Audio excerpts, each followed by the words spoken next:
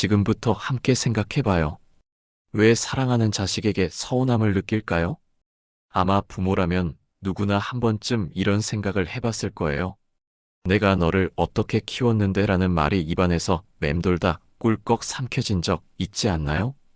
자식은 어느새 자라나 부모의 손길을 벗어나려 하고 부모는 그 뒷모습을 바라보며 왠지 모를 외로움과 서운함을 느끼죠. 사랑을 주었는데 돌아오는 건 무심함 같아 속상하기도 합니다. 자식은 부모의 사랑을 당연하게 여기기도 하고 바쁜 일상 속에서 부모의 마음을 헤아리지 못할 때가 많으니까요. 하지만 그 서운함의 뿌리는 정말 자식 때문일까요? 어쩌면 부모의 기대 속에는 사랑이라는 이름으로 포장된 작은 소유욕이 숨어 있는 건 아닐까요? 자식을 자신과 동일시하며 너만 잘 되면 되라는 마음으로 모든 것을 쏟아붓다가 자식이 기대와 다를 때 실망하는 건 어쩌면 자연스러운 감정일지도 몰라요. 이제 현대 사회에서 자식 사랑의 방식이 어떻게 변했는지, 부모와 자식의 기대 차이가 어디서 비롯되는지, 그리고 그 마음을 어떻게 이해하고 풀어갈 수 있는지 함께 알아봐요. 끝까지 함께하면 어쩌면 마음 한켠에 자리 잡은 서운함이 조금은 가벼워질지도 모릅니다. 구독, 좋아요는 사랑입니다. 헌신은 참 아름다운 말이에요. 누군가를 위해 자신을 내어주는 일, 부모라면 자식에게 그런 마음을 갖지 않을 수 없죠. 하지만 때로 그 헌신이 관계를 왜곡시킨다는 걸 아시나요? 부모가 자식을 위해 모든 것을 쏟아부을 때 그 안에는 자식을 위한 사랑과 동시에 무의식적인 보상 심리가 함께 자리 잡고 있어요. 내가 이렇게 했으니 너도 나를 챙겨야지라는 마음이 스멀스멀 올라오죠. 그런데 아이러니하게도 이런 마음은 자식에게 부담으로 다가와요. 자식은 부모의 헌신을 고마워하기보다 무겁게 느끼고 때로는 도망치고 싶어질 때도 있거든요. 부모가 자식에게 기대하는 건 결국 사랑과 관심이에요. 하지만 자식의 삶은 부모의 소유물이 아니에요. 너를 위해서라는 말로 포장된 기대와 헌신은 때로 자식을 옥죄고 부모 스스로를 외롭게 만들죠. 지나치게 헌신하면 자식은 그 사랑을 당연하게 여기고 부모는 서운함을 느끼며 마음에 벽이 생겨요. 자식에게 모든 것을 바쳤는데 돌아오는 건 무심한 한마디일 때 그 공허함은 말로 다 할 수 없죠. 하지만 생각해보면 자식이 부모에게 갚아야 할 빚 같은 건 없어요. 부모가 자식에게 주는 사랑은 대가를 바라는 것이 아니라 그 자체로 충분해야 하지 않을까요? 헌신을 멈춘다고 사랑이 사라지는 건 아니에요. 오히려 그 순간부터 부모와 자식은 진짜 관계를 시작할 수 있어요. 자식을 위해서가 아니라 나를 위해서 멈추는 거예요. 그래야 서로를 더 존중할 수 있어요. 부모가 기대를 내려놓으면 자식도 부담을 덜고 오히려 더 다가올 수 있죠. 중요한 건 나 자신을 잃지 않으면서 자식을 사랑하는 법을 배우는 거예요. 헌신보다 중요한 건 거리두기 속에 피어나는 존중과 이해니까요. 부모와 자식 사이 건강한 거리두기란 과연 무엇일까요? 우리는 종종 가까워야 사랑이라고 생각하죠. 자식과 한 몸처럼 지내며 모든 걸 공유하고 자식의 일에 깊이 관여하는 것이 부모의 역할이라 여깁니다. 하지만 정말 가까울수록 좋은 걸까요? 때로는 너무 가까워서 상처가 생기기도 합니다. 사랑이라는 이름 아래 간섭이 되고 관심이 부담이 되죠. 자식은 부모의 기대에 숨이 막히고 부모는 자식의 무심함에 서운함을 느낍니다. 독립은 관계의 끝이 아니라 새로운 시작이에요. 자식을 떠나보내는 건 공허함을 안기는 것이 아니라 서로를 위한 시간이죠. 부모가 자식을 내 것이라는 생각에서 벗어나면 오히려 관계가 더 편안해져요. 사랑은 거리에서 온다는 말이 있듯이 적당한 거리는 관계에 숨을 틔워줍니다. 물리적인 거리가 아니라 마음의 공간을 열어주는 것이 중요해요. 너무 가까이 있으면 서로의 작은 흠까지 확대되기 마련이에요. 가끔은 떨어져 지내며 서로를 다시 바라보는 시간도 필요하죠. 심리적인 거리를 두면 자식도 부모를 더 존중하게 돼요. 자식의 선택을 인정하고 부모는 스스로의 삶을 즐기는 것, 그것이 건강한 거리두기의 시작입니다. 이 거리에는 냉정함이 아닌 따뜻한 배려가 담겨 있어요. 내가 너를 너무 사랑해서 거리를 두는 거야 라는 마음이죠. 그렇게 할 때 부모와 자식은 각자의 자리에서 행복을 찾으면서도 언제든 마음으로 이어질 수 있어요. 자식에게 기대지 않는 삶, 생각만 해도 막막하게 느껴질 수 있어요. 평생 자식을 위해 살아왔는데 이제 와서 나 혼자 잘 살아야 한다니 마음 한구석이 헛헛하죠. 하지만 부모가 자식에게 기대지 않는다는 건 자식을 멀리하라는 뜻이 아니에요. 오히려 자신을 더 사랑하고 자식과 건강한 관계를 맺기 위한 시작이에요. 가장 먼저 필요한 건 나만의 세상을 만드는 거예요. 자식이 전부였던 삶에 작은 취미 하나를 더해보세요.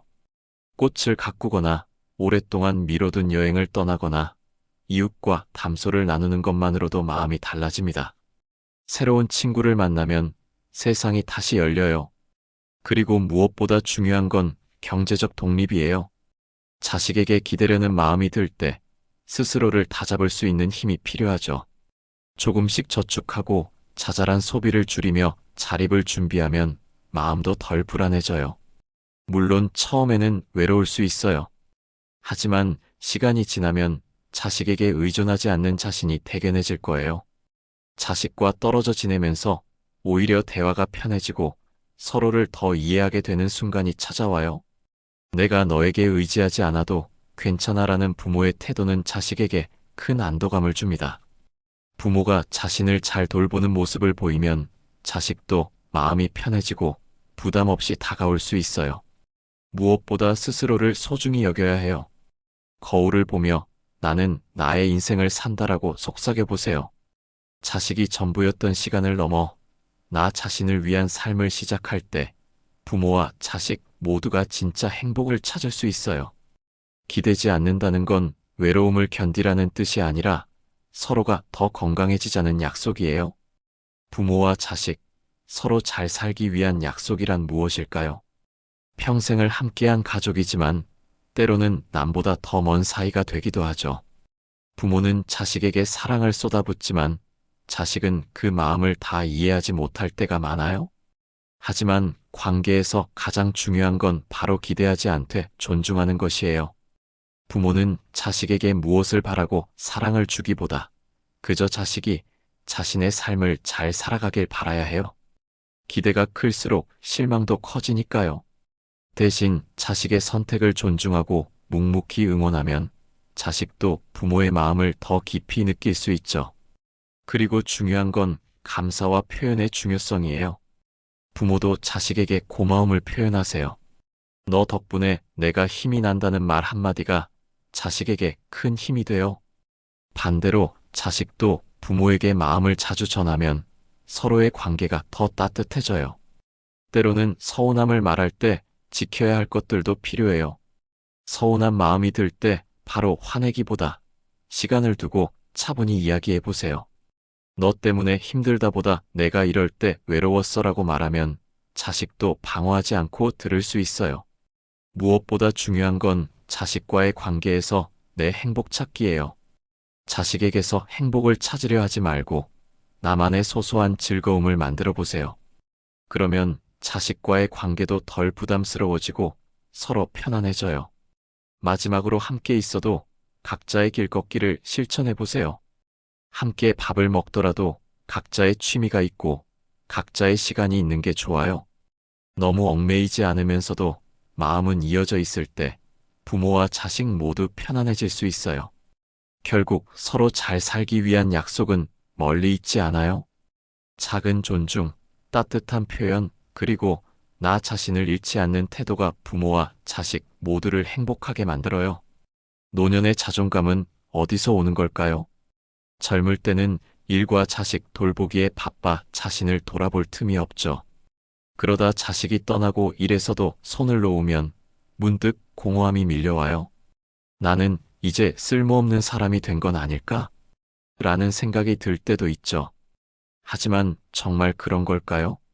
나이가 든다는 건 단순히 세월이 흐른다는 의미가 아니에요. 오히려 지나온 길을 되돌아보며 자신을 인정할 수 있는 시간이죠. 나는 충분히 잘 살아왔다라고 말해보세요.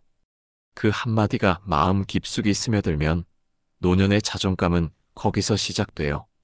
세상과 연결될 수 있는 방법을 찾는 것도 중요해요. 새로운 사람을 만나거나 오랫동안 연락하지 못했던 친구에게 전화해 보세요.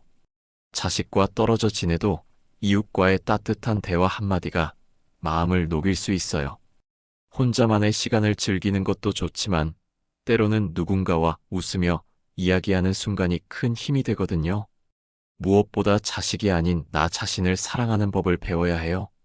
평생 자식만 바라보다 보면 내 안에 나를 잃을 때가 있어요. 이제는 거울을 보며 너도 참 잘 살아왔어라고 스스로를 다독여주세요. 나이 듦을 부끄러워하지 않는 것도 중요해요. 주름진 얼굴에 담긴 세월을 창피해하지 말고 그 안에 담긴 이야기를 소중히 여기세요. 나이가 들수록 지혜와 깊이가 더해지니까요. 마지막으로 남은 삶을 위해 꼭 필요한 것들을 생각해 보세요. 꼭 거창한 목표가 아니어도 돼요. 매일 아침 따뜻한 차 한 잔, 산책길에 마주하는 작은 꽃, 좋아하는 음악을 들으며 눈을 감는 시간, 이런 소소한 순간들이 나를 다시 일으켜 세워줘요. 노년의 자존감은 멀리서 오는 게 아니에요. 내가 나를 인정하고 나만의 작은 기쁨을 찾을 때 마음이 단단해져요. 그리고 그렇게 내 삶을 사랑할 때 자식도 부모를 더 존경하게 돼요. 내가 나를 사랑해야 다른 사람도 나를 사랑할 수 있다는 걸 잊지 마세요. 결국 부모와 자식 모두 행복할 수 있는 길은 어디에 있을까요? 부모는 자식을 사랑하면서도 때로 서운함을 느끼고 자식은 부모를 사랑하지만 부담스러울 때가 있죠. 이 복잡한 마음들을 어떻게 풀어야 할까요? 그 시작은 자식의 삶을 응원하며 나의 삶도 소중히 여기는 것에서 비롯돼요. 자식을 위해 모든 것을 바치기보다 너의 삶을 응원하지만 내 삶도 소중이라고 생각해 보세요. 부모가 자기 삶을 잘 살아갈 때 자식도 마음이 놓이고 오히려 부모를 더 자주 찾게 돼요. 독립 속에 깃든 따뜻한 애정의 힘을 믿어보세요. 거리가 멀어진다고 사랑이 사라지는 게 아니에요. 오히려 서로의 자리를 존중할 때 마음은 더 가까워져요. 가끔은 자식에게 무심한 듯 다가가세요. 잘 지내냐? 는 짧은 말에도 자식은 부모의 사랑을 느껴요. 부모가 집착을 내려놓을 때 자식은 오히려 더 따뜻한 마음을 보일 수 있죠. 중요한 건 부모가 먼저 행복할 때 자식도 편안해진다는 거예요. 부모가 외로움과 서운함을 자식에게 쏟아내면 자식은 도망치고 싶어져요. 반대로 부모가 자신을 잘 돌보고 즐겁게 살아가면 자식은 안심하고 부모 곁에 머물죠. 스스로를 돌보며 나는 내 인생을 살아가고 있다고 느낄 때 마음이 단단해져요. 서운함 대신 감사로 채우는 노년을 꿈꿔보세요. 자식이 무심할 때도 자주 전화하지 않을 때도 마음 한켠에 그래도 건강하게 잘 지내니 고맙다고 생각해보세요. 부모의 마음에 감사가 쌓이면 자식에게도 그 따뜻함이 전해져요. 사랑은 표현하지 않으면 모른다는 걸 기억하세요. 마지막으로 각자 잘 살아가는 것이 최고의 사랑이에요. 자식은 자식대로, 부모는 부모대로 자신만의 삶을 잘 살아가는 것, 그것이 서로에게 주는 가장 큰 선물이에요. 부모가 행복하게 살아가는 모습을 보며 자식은 안도하고 자식이 자기 삶을 즐길 때 부모는 마음이 놓여요. 결국 사랑은 서로의 자유를 지켜주는 데서 오는 거예요. 그렇게 각자 잘 살면서도 필요할 때 기대어 쉴 수 있는 관계. 그것이 우리가 지향해야 할 부모와 자식의 모습 아닐까요?